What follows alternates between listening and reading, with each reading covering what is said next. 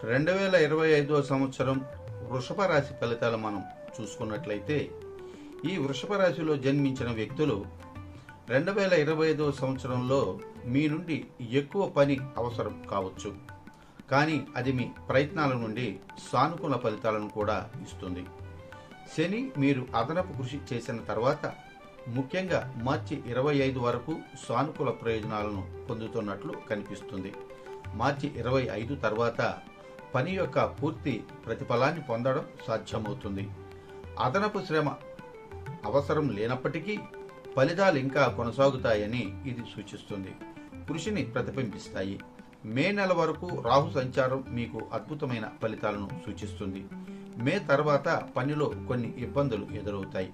ఎటువంటి పరిస్థితుల్లో శని మరియు రాహువు ఉండడంతో సవాళ్లు ఏడాది పొడవునా కొనసాగించవచ్చు, కానీ ఇవి విజయవంతమైన పని మరియు అనుకూలమైనటువంటి ఫలితాలను అనుసరిస్తాయి.